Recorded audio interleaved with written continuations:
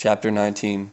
The visit to see Gurdjieff, made from the hospital with the assistance of an understanding military doctor, was very much like the previous one, except that Gurdjieff dwelt on my condition at more length than he had before. He said that my non-reaction to the medicine he had given me only proved one thing to him, that I had an enormous natural resistance to drugs and should therefore avoid taking them whenever possible. As to drinking, he recommended that I continue to drink, but consciously, in the sense that I should learn to gauge accurately the needs of my system for alcohol. He insisted that I had such a need, but that it was periodic, and predicted that if I gauged the need properly, I would go through periods where I would drink or would need to drink a good deal, and also sometimes through long periods when I would not need to drink at all. In fact, at such times, I would find that liquor might even be harmful for me. As you grow, he added, must remember that body can, without your awareness, make many changes in chemistry. May come time when you should never drink at all, must try to live in tune with physical self and be conscious of all changes in own chemistry.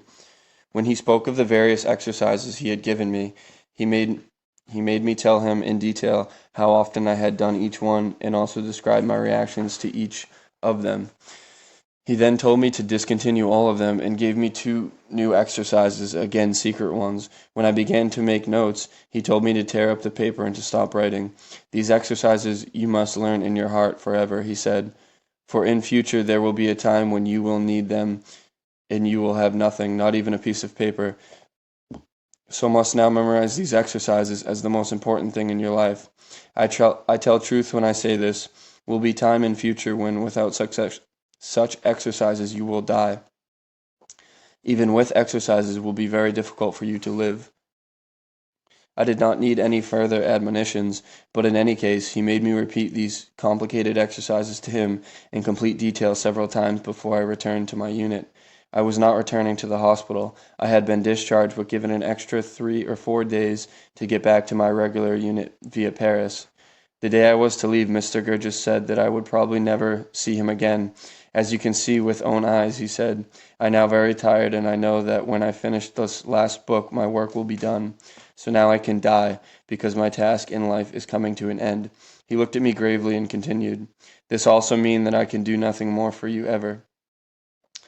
I know that now in your heart you already think about possibility of staying with me here in Paris after you get out of army, but you must forget this. I cannot help you anymore, and besides, you belong in your own country, America. So when you get out of army, do not come back here, but go home where you belong, and where you will find much work for self and many experiences. Somehow it was not a moment for emotion.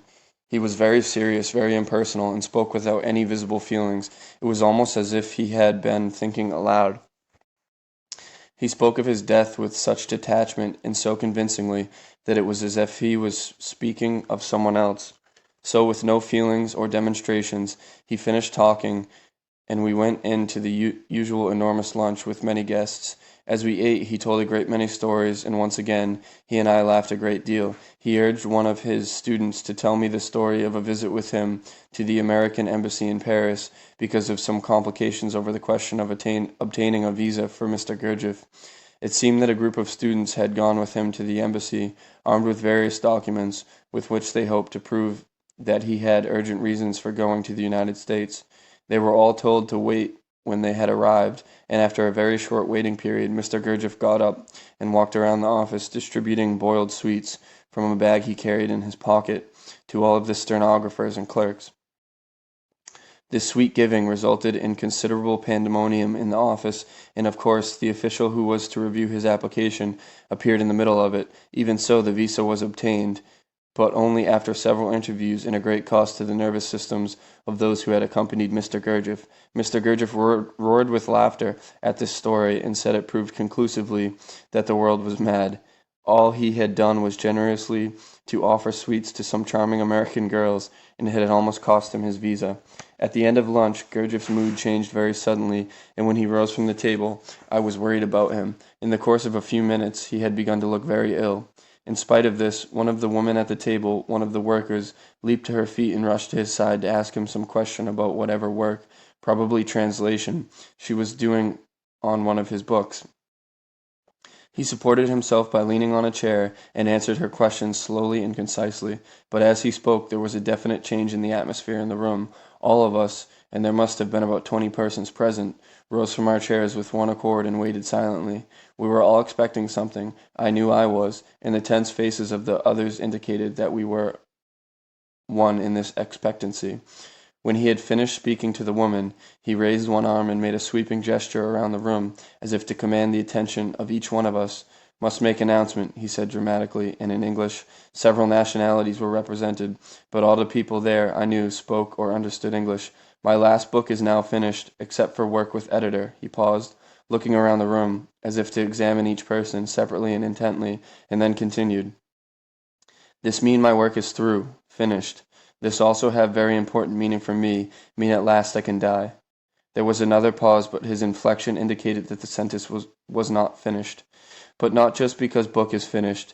In life is only necessary for man to find one person to whom can give accumulation of learning in life. When find such receptacle, then is possible die. He smiled benevolently and went on. "So now two good things happen for me. I finish work and I also find one person to whom can give results of my life's work." He raised his arm again, started to move it, this time with a finger extended and pointing around the room, and then stopped when his finger was pointing directly at me.